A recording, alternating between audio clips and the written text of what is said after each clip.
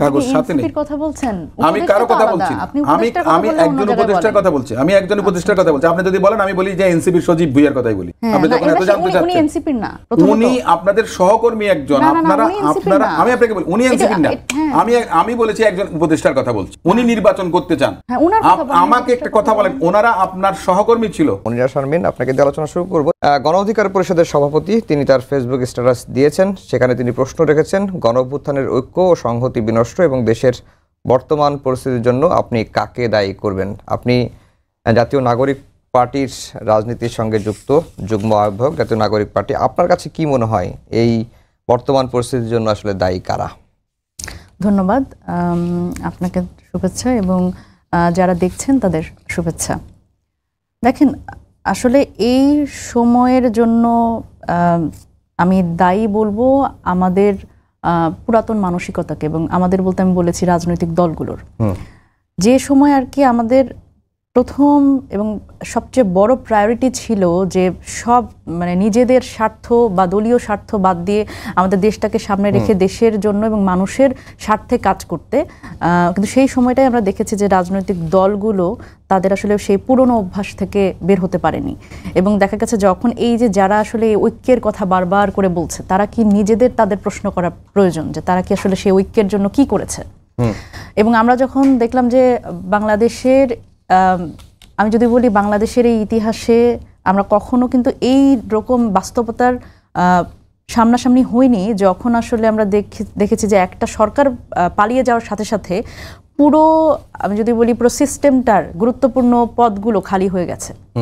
এবং এটি তো হওয়ার কথা ছিল না।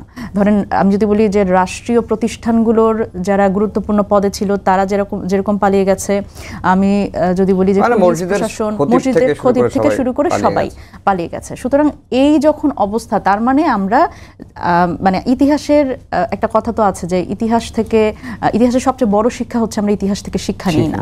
তো এই বাস্তবতাটির মধ্যেই আমরা আসলে আছি যে এই ধরনের এত বড় একটা গণ অভ্যুত্থানের পরে, একটি স্বৈরাচার পতনের পরে আমরা এর পরেও কেন যেন ক্ষমতার ভাগাভাগিতে চলে গেছি, এবং কিভাবে আসলে একটি নির্বাচন দিয়ে ক্ষমতায় যাওয়া যায় এই ভাগাভাগির মধ্যে চলে গেছি। এবং কেউই আসলে ভাবছি না যে আমরা আবার সেই সেম পথেই যাচ্ছি। আমরা রাষ্ট্রের যে সংস্কারগুলো প্রয়োজন সেই সংস্কারগুলো বিষয়ে আমরা দ্বিমত পোষণ করছি, এবং প্রত্যেকটি রাজনৈতিক দলেরই এমন একটা বিষয় যে কেউ আসলে কাউকে ছাড় দিব না, এবং এটি জনগণের স্বার্থে যাক বা না যাক, এটি আমার দলীয় স্বার্থ সংরক্ষণ করতে পারলেই যথেষ্ট। যেহেতু অন্য দলগুলো করছে, এনসিপির চিন্তা ভাবনা কি? এনসিপি কি ক্ষমতার ভাগ নিতে চায় না, নাকি এনসিপি বর্তমানে ক্ষমতায় আছে এই জন্য আরো কিছুদিন স্টে করতে চায়?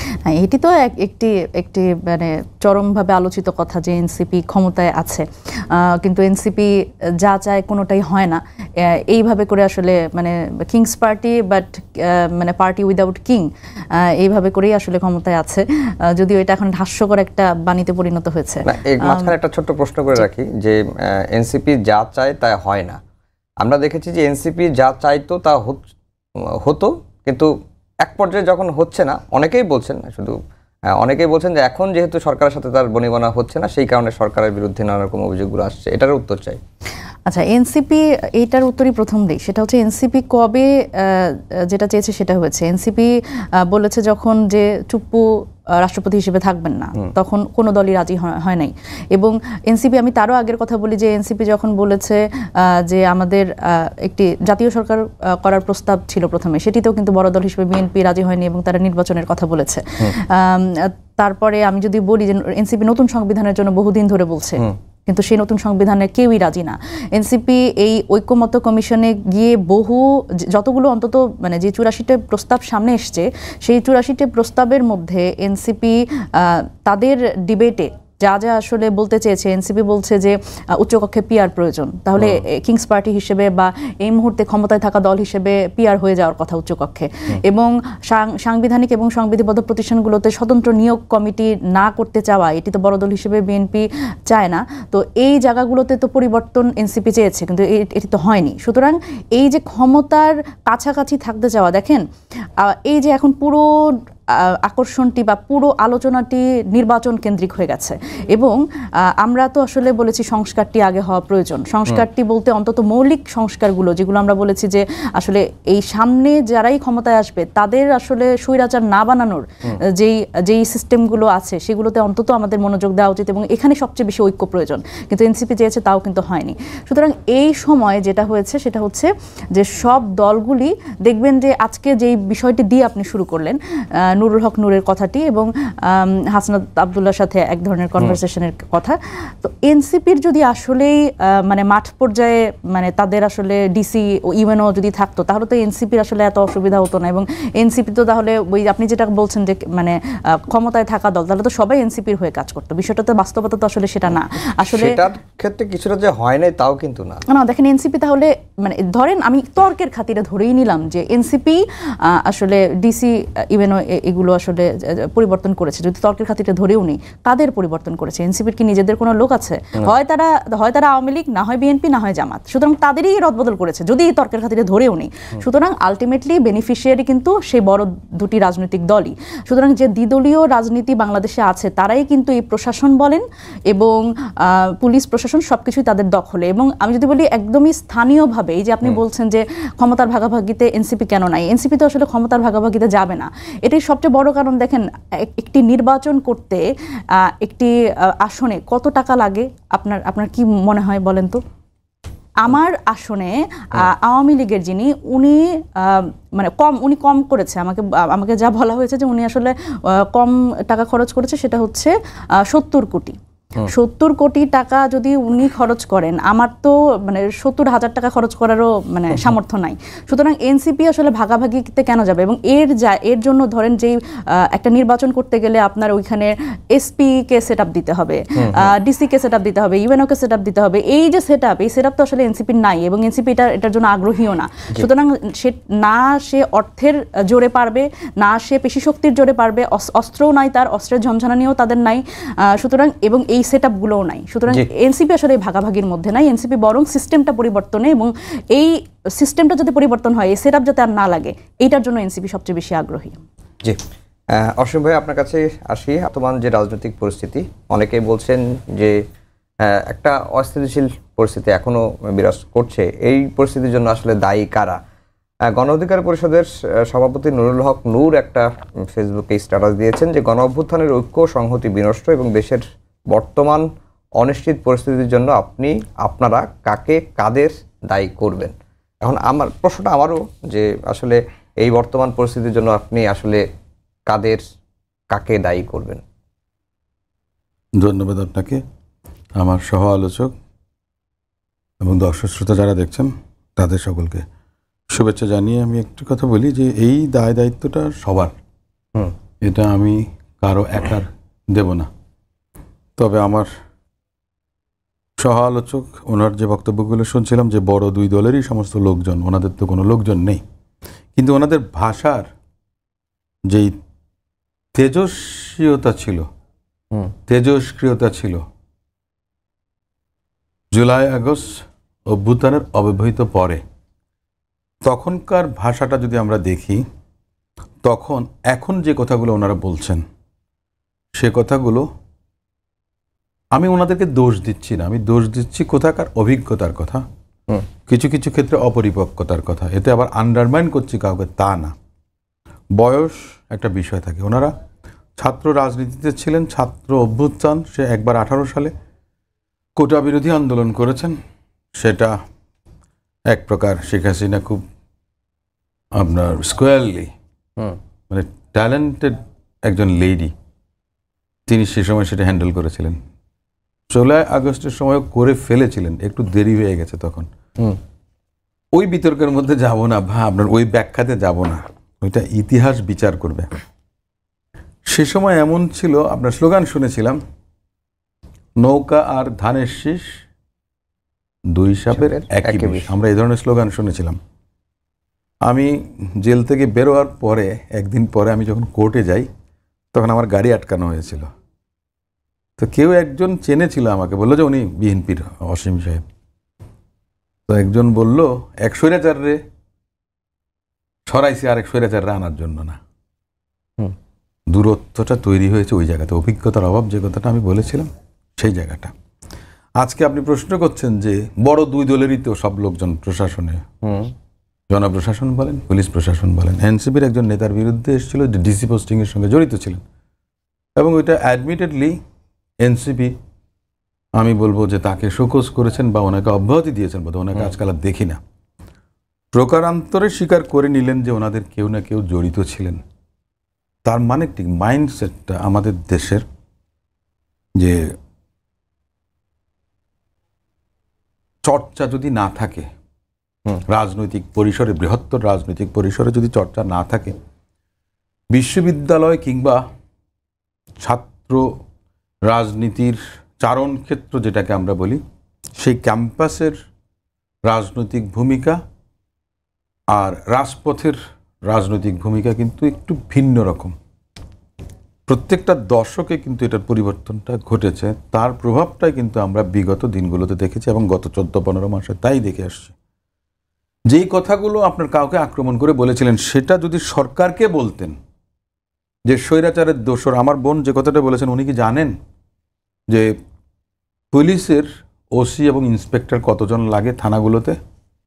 এই কতজনের মধ্যে কতজন আছেন আওয়ামী লীগের সময় নিয়োগ পাওয়া?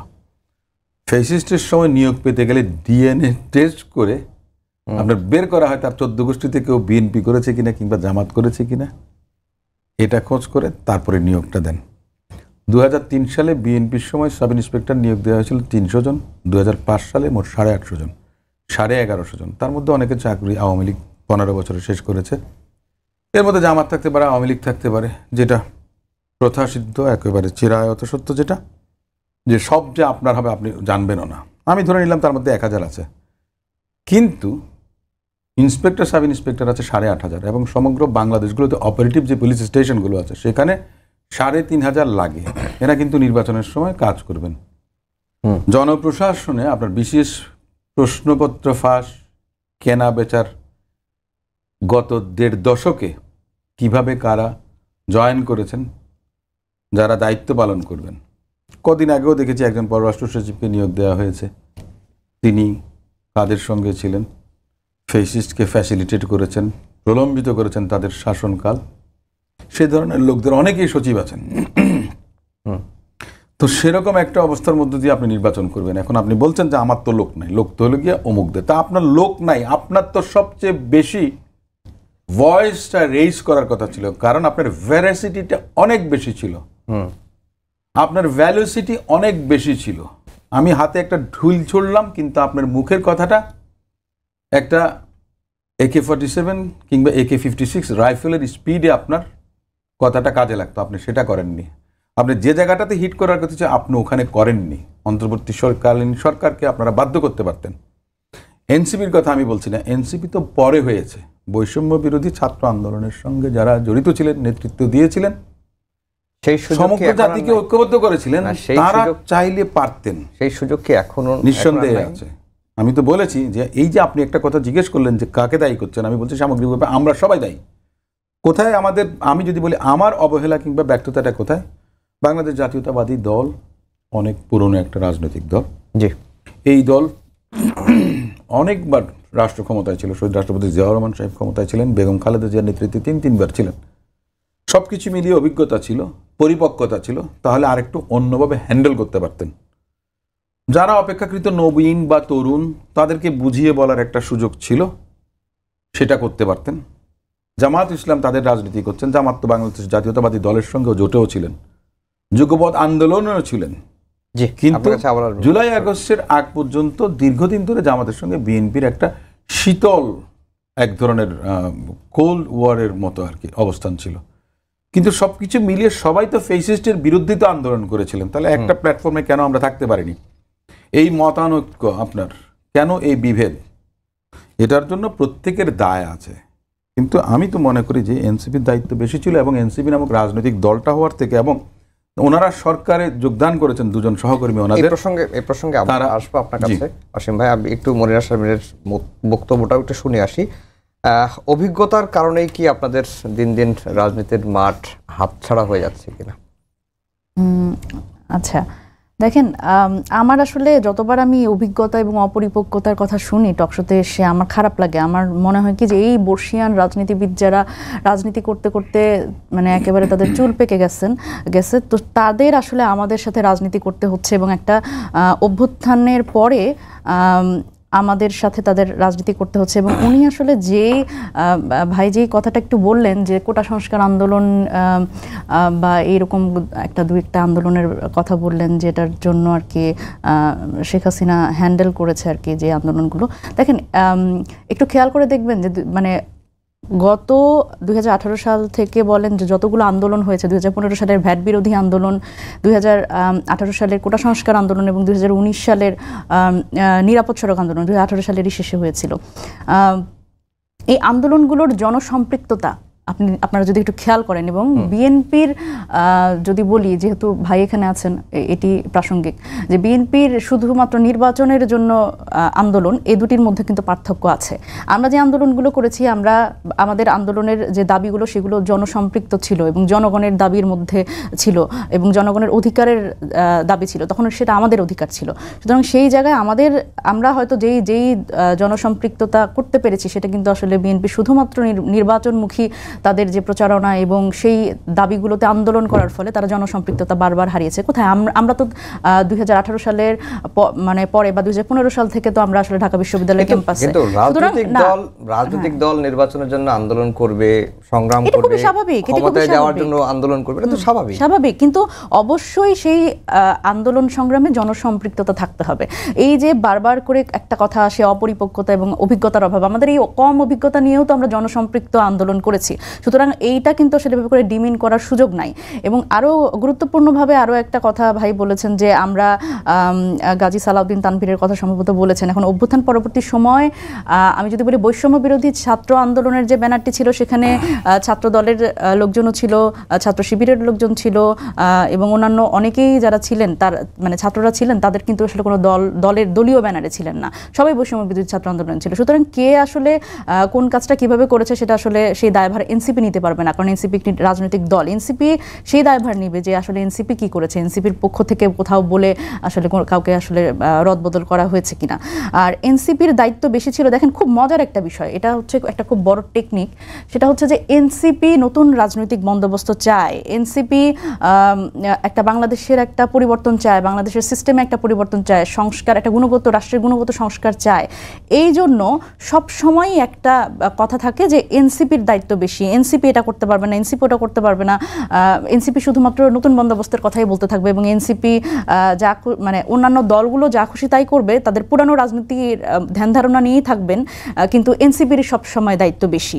তো এই কথাটার মধ্যে আসলে আমরা পরিবর্তন হব না এবং এনসিপি আসলে এই পরিবর্তনের ধ্বজা ধরেই থাকবে, এরকম একটা টেকনিক আছে। তো এটি আসলে সম্ভব না। দেখেন, বাংলাদেশের যে রাজনৈতিক প্রেক্ষাপট, সেই প্রেক্ষাপটে আমরা যখন বলছি সংস্কারের কথা, যখন বলছি যে এই সিস্টেমটার এই পরিবর্তনগুলো দরকার, যাতে এই ডিসি, এই এসপি, এই ওসিকে আমরা আর কোনো দলীয় ব্যানারে না দেখি। আমরা তো এর আগে এটাও দেখেছি যে একজন ওসি তিনি হচ্ছে আওয়ামী লীগের স্লোগান দিচ্ছে। সুতরাং এরকম আমরা চাই না যে শুধুমাত্র অন্য আরেকটি দল ক্ষমতায় আসলে আবার তাদের দলের স্লোগান দিক।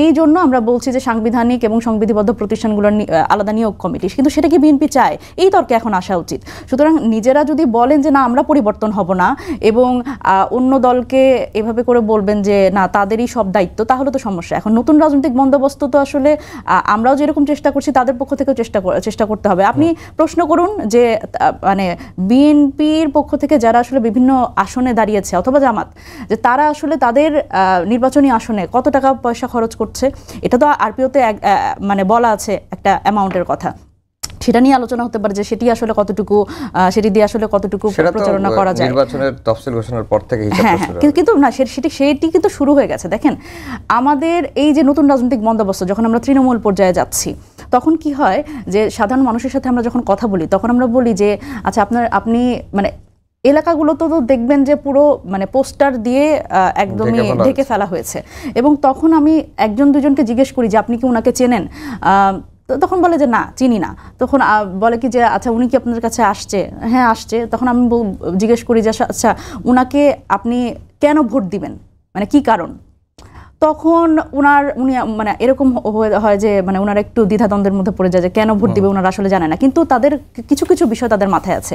এক হচ্ছে ক্ষমতাবান দল, তারপরে তাদের টাকা পয়সা বেশি, ভোটটা যাতে নষ্ট না হয়। আবার তারা বলে যে না, যদি আবার মানে ভোট না দেই তাহলে আবার যদি এরকম আমাদের কোনো অস্ত্রের মুখে পড়তে হয় বা কোনো ধরনের হুমকির মুখে পড়তে হয়, আমরা এগুলো কোনো ঝামেলা যেতে চাই না, যে মানে ওনারা আসলে আমরা ওনাদের ভোট দিব। তো ওনারা যখন আসলে এই ক্ষমতা এবং টাকা পয়সা অর্থের প্রতিপত্তি দেখে, সুতরাং তখন কিন্তু তারা সেই দিকেই যেতে চায়। তো এই যে নির্বাচনী সংস্কৃতি, এই যে আমাদের রাজনীতি সংস্কৃতি, এগুলো তো পরিবর্তন করতে হবে। এটা আপনি কিভাবে, মানুষের মানসিকতা পরিবর্তন তার একদিনে হবে না। না, ওই যে এখন আমি তো ওটাই বললাম আর কি, যেটা হচ্ছে যে আমাদের অর্থের প্রভাব, আমাদের অস্ত্রের ঝনঝনানি এবং মানুষকে যে একটা ভীতির সংস্কৃতির মধ্যে যে আমাদের রাজনীতিটা চলে গেছে নির্বাচন কেন্দ্রিক। এবং আপনি একটা খুব মজার জিনিস খেয়াল করবেন, সেটা হচ্ছে এখন নির্বাচন হবে কি হবে না, মানুষ এর থেকেও এখন প্রশ্ন বেশি করে নির্বাচনটা কেমন হবে, নির্বাচনে কি আসলে কোনো মারামারি হবে নাকি মানে তারা আসলে ঠিকভাবে করে কি আসলে কেন্দ্রগুলোতে যেতে পারবেন কিনা। সুতরাং এই যে একটা ভয় আশঙ্কা মানুষের মনের মধ্যে, এইটাও কিন্তু ঠিক করার জন্য আমাদের এই দলীয় প্রভাব থেকে মুক্ত হতে হবে। অসীম ভাই, রাজনীতির নতুন বন্দোবস্ত বা রাষ্ট্র সংস্কারের দাবিটা এনসিপি তুলেছিল সবচেয়ে বেশি, কিন্তু এখন শুধুমাত্র এনসিপির যে দায় বা এই রাষ্ট্র সংস্কার বলেন, নতুন বন্দোবস্তের কথা বলেন, শুধুমাত্র যে এনসিপির দায়, এটি বলে কি আপনারা বড় দল এখনকার সবচেয়ে পার পাওয়ার কোনো সুযোগ আছে? আমি একটু বলি, আমি তো একেবারে প্রথম থেকে আমি শুরু করেছিলাম যে এনসিপি না, বৈষম্য বিরোধী ছাত্র আন্দোলনে যারা নেতৃত্ব দিয়েছেন তাদের উপরে কিন্তু আমার অনেক বেশি আশা আকাঙ্ক্ষা ছিল, দেশবাসীরও ছিল। কিন্তু ওনারা যখন সরকারে যোগদান করেছেন তারপর থেকে কিন্তু ওনাদের দায়িত্ব বেশি, এই কথাটা আর বলতে পারি না, কারণ দায়িত্ববোধটাই জন্মায়নি। আমার আপু যে কথাটা বললেন যে ওনারা বয়স্ক, ওনারা অমুক, ওনাদের কাছ থেকে এই যে প্রোটোটাইপ কথাবার্তাগুলো, মনে করেন আপনার একই জিনিস গদবাদা কথাবার্তা, আবার ওনারা যে কথাগুলো বলেন খুব সুন্দর গুছিয়ে বলেন, খুব সস্তা জনপ্রিয়তা পাওয়ার মতো কথাগুলো, নতুন বন্দোবস্তের কথা বলেন, সব কিছু বলেন। বন্দোবস্তের কথা যদি বলেন, আপনি 2016 সালে বেগম খালেদা জিয়া ভিশন 2030 ডিক্লেয়ার করেছিলেন। রাষ্ট্র সংস্কারের 27 দফা, পরবর্তীতে আপনার যুগপৎ আন্দোলনের শরীর দিকে নিয়ে বিএনপির ভারপ্রাপ্ত চেয়ারপারসন তারেক রহমান সাহেব 31 দফা প্রণয়ন করেছিলেন যখন আওয়ামী লীগ ক্ষমতায় ছিল, এবং সেটা আজ থেকে 4 বছর আগে।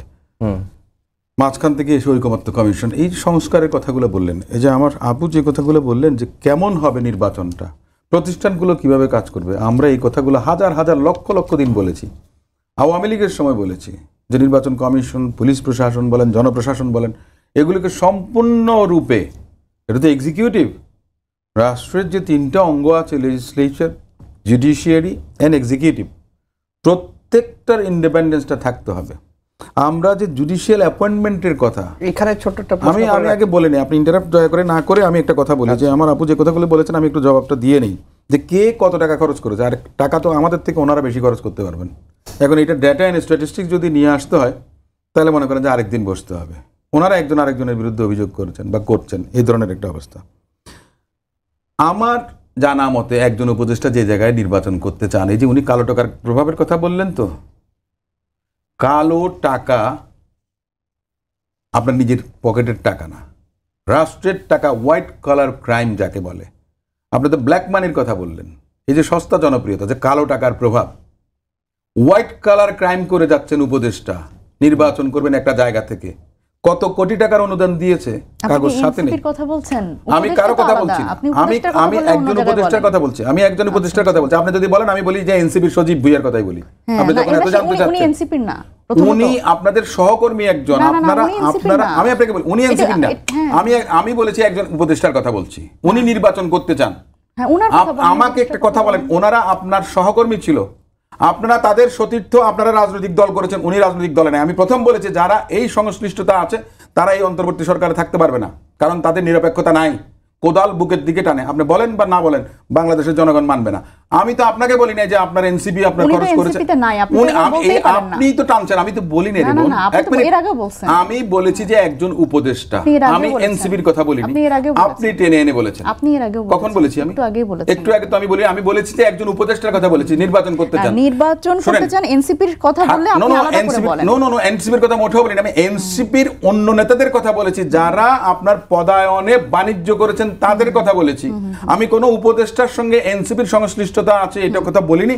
দর্শকরা এখানে সাক্ষী আছে। আপনি যদি শুনেন, ঠাকুর ঘরে কেড়ে আমি কলা খাই না, আপনাকে তো আমি বলি নাই যে এনসিপির একজন উপদেষ্টা। আপনি আগে বললেন যে এনসিপির সাথে সহযোদ্ধা এই সব বললেন, এগুলি পরে এসেছে আপনার সঙ্গে। আপনার কথার পরিপ্রেক্ষিতে আপনি যখন জানতে চেয়েছেন যে হোয়াট ইজ দ্য নেক্সাস, তখন বলেছি আমি। আপনি যদি বলেন যে কোনো নেক্সাস নাই, আমি আপনাকে বলি তাহলে আপনি তাহলে পদত্যাগ চান কেন? আমি পদত্যাগ কারণ আপনাদের স্পিরিট ছিল, আমাদের স্পিরিট জুলাই আগস্ট স্পিরিটের সঙ্গে ছিল না।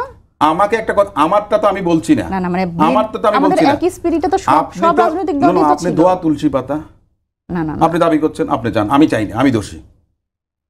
Late my go by my word and my action. তাহলে তো আপনারা আরো কিছু উপদেষ্টাকে পদত্যাগ চান না কেন? একটা কথা বলি আপনাকে, আমি যে কথাটা বলেছি আপনাকে আমি স্পষ্ট করে আমি আপনাকে বলি, আরে বন্ধু বান্ধব তো আমারও আছে, এরকম আমার শিক্ষক আছে, আমাদেরও সহযোদ্ধা আছে। আমি আপনার সঙ্গে বিতর্ক করার আমার কোনো দরকার নেই। আমি যে কথাটা বলেছি যে আমার ওই যে এনসিবির দায় আছে কিনা, আমি তো বলছি এনসিবির দায়িত্ববোধটাই এখন আর নেই। আপনারা যদি পারতেন সেই স্পিরিট থেকে, আপনারা মনে করেন যে ডেভিয়েশন এত বেশি হয়ে গেছে, সেটার আপনার রিফ্লেকশন বিভিন্ন জায়গায় দেখা গেছে। আপনার খামাখা কেন বলেন এই সমস্ত কথাবার্তা? আমাকে একটা জিনিস বলেন, পরিষ্কার কথা, যে ইলেকশন করবেন উপদেষ্টা, অনুদান দেবেন সেই সংশ্লিষ্ট কনস্টিটিউয়েন্সিতে, তাহলে এটা কি? এটা কি হোয়াইট কালার ক্রাইম না? আগে সেটা বলেন।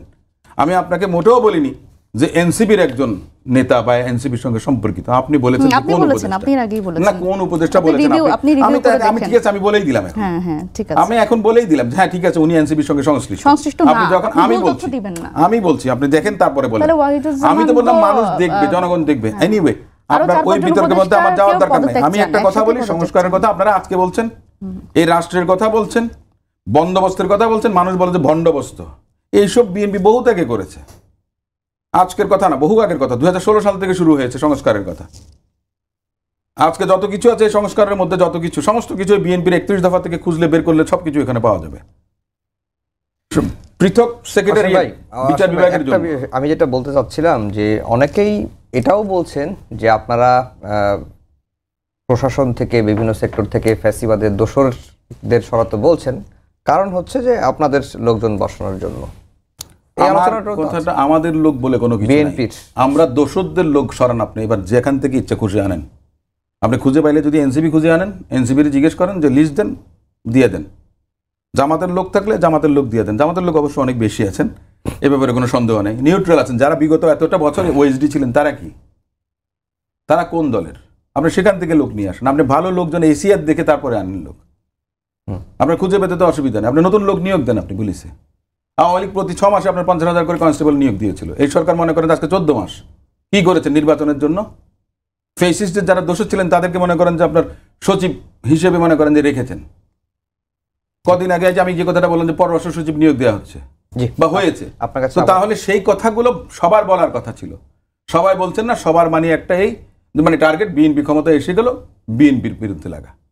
জি, মনিরা শারমিন, প্রশ্ন নেই। আচ্ছা, দেখেন, এই যে বারবার করে বিএনপির পক্ষ থেকে বলা হয় যে 31 দফা, মানে এই সংস্কার প্রস্তাব, যে 84টা সংস্কার প্রস্তাব নিয়ে আলোচনা হয়েছে ঐকমত্য কমিশনে, প্রত্যেকটি খুঁজলে 31 দফার মধ্যে পাওয়া যাবে, কোনো অসুবিধা নেই। এবার আপনি বলেন যে কেন বিএনপির ওই 31 দফা, বিএনপির যদি 31 দফাতে থেকেই থাকে, তাহলে সেই সংস্কারগুলো নিয়ে তো নিশ্চয়ই বিএনপির আপত্তি নাই।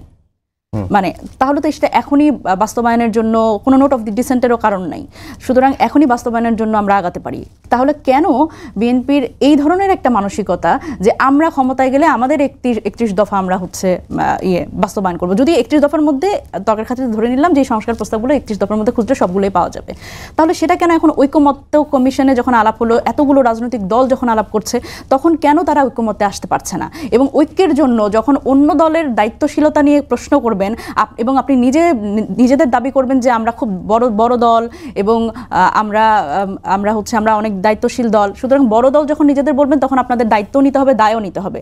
এবং এই যে সংস্কারের কথা, এই সংস্কারটি সবচেয়ে বেশি বাধাগ্রস্ত হয়েছে এই আমি যদি বলি যে আমাদের ঐকমত্য কমিশনে, এটি সবাই জানেন, এটি হচ্ছে বিএনপির কারণে। সুতরাং এই জিনিসগুলো আসলে আমাদের এই মানসিকতা বদলাতে হবে যে আমরা যখনই এরকম হবে যে আমরা কোনো একটা জাতীয় স্বার্থে আমরা নিজেদের দলীয় অবস্থানকে পেছনে রেখে আমরা রাষ্ট্রকে সামনে নিব, বাংলাদেশের জনগণের স্বার্থকে সামনে নিব, তখন আমাদের আমরা ক্ষমতায় গেলে এই কাজটি করব, ক্ষমতায় গেলে ওই কাজটি করব বলে নিজেদের যে একটা সস্তা জনপ্রিয়তার কথা ভাই বললেন, এটি মনে হয় ওনাদের কাছে, ওনাদের ব্যাপারে প্রযোজ্য। দেখেন, এই যে ঐকমত্য কমিশনে যে বিষয়গুলো নিয়ে আলোচনা হয়েছে সেগুলোর অনেক কিছু সমাধান কিন্তু আমরা বলছি যে এই জুলাই সনদ স্বাক্ষর যে আমরা করলাম না, আমরা বলছি যে জুলাই সনদের টেক্সটটি আসলে আমরা দেখতে চাই, আমরা পরিষ্কার হতে চাই যে কোন বিষয়গুলো নিয়ে আসলে এই সনদটি থাকবে। এই স্বাক্ষর অনুষ্ঠান একটা আনুষ্ঠানিকতা, সেটি কিন্তু আমরা যাই বা না যাই সেটি কিন্তু আসলে সেই বিষয়গুলোতে আমরা একমত, কিন্তু আসল কাজটি হচ্ছে এই সনদের কি থাকবে, সনদে কি কি থাকবে এবং এই নোট অফ ডিসেন্টের যে বিষয়গুলো সেগুলো আসলে কিভাবে উপস্থাপিত হবে। এবং আমরা বলছি যে এই আদেশটি, জুলাই সনদ আদেশটি কার দ্বারা জারি হবে, এবং এই বিষয়গুলো নিয়ে কিন্তু আমরা এখনো কথা বলে যাচ্ছি। সুতরাং রাষ্ট্রের বড় দল হিসেবে যে দায়িত্বশীল ভূমিকা পালন করা উচিত ছিল, আপার হ্যান্ড নেওয়া উচিত ছিল সংস্কারে, আমরা ভেবেছিলাম, অন্তত আমরা তরুণ প্রজন্ম, আমরা কিন্তু অভ্যুত্থান পরবর্তী সময়ে বড় দল হিসেবে অনেক আশা আকাঙ্ক্ষা ছিল আমাদের বিএনপির পক্ষ থেকে। সুতরাং সেই জায়গা থেকে কিন্তু আমরা হতাশ হয়েছি, এবং এই যে একটা মানসিকতা, এই মানসিকতা থেকে আমাদের বের হয়ে আসতে হবে যে আমরা ক্ষমতায় গেলে অমুক করব, আমরা ক্ষমতায় গেলে তমুক করব। কারণ এই বাংলাদেশে এই অভ্যুত্থান পরবর্তী সময় প্রত্যেকটা মানুষ একটি গণ অভ্যুত্থানের মধ্যে দিয়ে গেছে। সুতরাং এই মানুষগুলো কিন্তু কোনো দলকে আর ব্ল্যাঙ্ক চেক দিবে না। সুতরাং সেই জায়গা থেকে সবাই কিন্তু, অন্তত এখন আর সেই মার্কার যুগ নাই, এখন মানুষ যোগ্য প্রার্থী দেখে ভোট দিবে। সুতরাং মানুষ সচেতন হয়েছে, সকল রাজনৈতিক দলেরই তাদের পুরনো মানসিকতা থেকে চলে আসে যে মার্কার যুগ নাই, তাহলে শাপলা নিয়ে এত টানাটানি? না, শাপলা নিয়ে অবশ্যই টানাটানি আছে, কারণ এটা একটি ন্যায্যতার বিষয় চলে এসছে। কারণ যখন একটি ইসি দিবে না, হ্যাঁ, তখন তো আসলে ন্যায্যতার কথা যেহেতু আসলে সেই কারণে প্রশ্নটা করে রাখলাম আর কি। সেটা হচ্ছে যে অসীম ভাই, বড় দল হিসেবে বিএনপির আচরণে আসলে হতাশ? হতাশার কথা যেটা বললেন সমালোচক, উনি সেটাই বললেন যে আমাদের 31 দফার মধ্যে যদি সব থাকে তাহলে কেন আপনার এখানে মধ্যে আমরা কনসেনসাস আসছি না। আমি যদি আপনার সব কথাই মানি তাহলে তাহলে আপনি মনে করেন যে বৈঠকে বসার কোনো দরকার নেই। দ্বিতীয় কথা, বিএনপির যে স্পিরিটটা সেটা হচ্ছে যে 31 দফা বলেছে যে আমরা যদি সুযোগ পাই রাষ্ট্র ক্ষমতায় আমরা জাতীয় সরকার গঠন করব, এবং আমরা এভাবে এই 31 দফার আলোকে আমরা পরবর্তী আমাদের যা কিছু করার দরকার, যেমন এই আপনার উচ্চকক্ষের কথা সেটা সংসদ আপনার সিদ্ধান্ত নেবে। আপনি এখন বসে আপনি সংবিধানকে সংশোধন করতে পারবেন? আপনি যে বললেন যে জুলাই চার্টারে আপনার আইনি ভিত্তি দেবেন, যেটাই করেন না কেন কোথাও না কোথাও বাধা আছে। আপনি আজকে দেন, ওটার ভ্যালিডিটি, ওটার স্যাংটিটি নিয়ে কোর্টে যে কেউ প্রশ্ন তুলবেন, আদালত তখন বলবেন যে July charter can that bind. কিন্তু এই বিধানটা তো রাখছে যে কোর্টে প্রশ্ন তোলা যাবে না। না, আপনি তোলা যাবে না, এই যে কথাটা বলছেন ক্যান, এটা কোর্ট রিপোর্টার হিসেবে আমি জানি, এটা থাকলে রিপোর্ট করেছেন আপনি বহু বছর, এটা থাকা মানে হচ্ছে বেশি। এইটা থাকার পরেও আপনি কি মনে করেন যে কোর্ট প্রশ্ন তুলবে না যে outsider can they call into question of court's sanctity or can they bind us? এটা তো আসবে, তাই না? তো বিএনপি ভালো করে বোঝে। জনাব সালাউদ্দিন সাহেব আইনের ছাত্র, ম্যাজিস্ট্রেসি করেছেন বহু বছর, সংসদ সদস্য ছিলেন, মন্ত্রণালয় চালিয়েছেন। আমার কাছে মনে হয় যেন ওনার বোধহয় সংবিধানের আগাগোড়া দাড়িকোমা সেমিকোলন শুদ্ধই বোধহয় ওনার। যে এনসিপি ওনারা বলেন যে সালাউদ্দিন কমিশন হয়ে গেছে। না, আমি তো মাহমুদুল ইসলাম স্যার ছিলেন আপনার ওয়ার্কিং কনস্টিটিউশন, আর সালাউদ্দিন ভাই হলে কি ভার্বাল কনস্টিটিউশন, আমার দেখা জানা। আমি এখন কথাটা বলছি, বিষয়টা হলো বাংলাদেশে আপনার মনে করেন যে বিদ্যমান সংবিধান, সেই সংবিধান কার্যকর থাকা অবস্থায় আপনি সংবিধানের কিছু কিছু ধারা যদি আপনার সংশোধন করতে যান তখন সেখানে গণভোটের প্রয়োজন হয়। তার আগে সেটা কখন করবেন? যখন সংসদ থাকবে, সেই সংসদ যখন কোনো আইন করবেন বা সংবিধানের কোনো পরিবর্তন করবেন তখন গণভোট। এখন সংবিধান আছে, সংসদ নেই, আপনি তার আগেই সবকিছু করে ফেলবেন। এখন তো সংবিধানও নাই না, এখন সংবিধান না, আপনি এই কথা যদি বলেন এটা একটা অসাংবিধানিক কথা। এটা তাহলে ঐকমত্য কমিশনে আমরা বসলাম, আপনাদের অন্তর্বর্তীকালীন সরকার যেটা হয়েছে সেটা সংবিধানের আলোকে হয়েছে না, আমরা বেসিক স্ট্রাকচার ভায়োলেট করলাম না। আমরা বেসিক স্ট্রাকচার হলো না, ঐকমত্য কমিশন, দ্যাট ইজ, আমি আপনাকে বলি, that is the source, that is the pious wish of the people of this country. অন্তর্বর্তীকালীন সরকার কি সংবিধানে কোথাও লেখা আছে? নাই। 2000 কথা শেষ করতে দেন না বোন, আপনি সব বলতে পারলে ওনারে একা বলা আমি চলে যেতে পারি। উনি এত বেশি যদি বলতে পারেন তাহলে উনি বলুক। 2007 সালে যে জরুরি অবস্থা এসেছিল সেখানে 2 বছর সংসদ ছিল, আপনার তত্ত্বাবধায়ক সরকার সেটা ছিল, সংবিধানে সেটা নেই। অন্তর্বর্তীকালীন সরকার সরকারের মধ্যে নেই। এই সরকারটা যে গঠিত হয়েছিল সেটা যে বললেন যে 15 বছর স্বৈরাচার বিরোধী আন্দোলন যারা করেছে, ছাত্র আন্দোলনে যারা নেতৃত্ব দিয়েছেন এবং অংশগ্রহণ করেছিল, যে কৃষক, শ্রমিক, জনতা, মেহনতি মানুষ, টিচার বলেন, বুদ্ধিজীবী বলেন, ডাক্তার বলেন, ইঞ্জিনিয়ার বলেন, বিভিন্ন পেশার মানুষরা আপনার আন্দোলন করেছিল। তাদের যে আশা আকাঙ্ক্ষা যেটা ছিল, জনগণের আশা আকাঙ্ক্ষা আর্টিকেল 7 অনুযায়ী এই অন্তর্বর্তী সরকার হয়েছিল, এবং সেটা বৈধ কিনা 106 রেফারেন্স দিয়ে সেটা নেওয়া হয়েছে। সবাইকে ধন্যবাদ জানিয়ে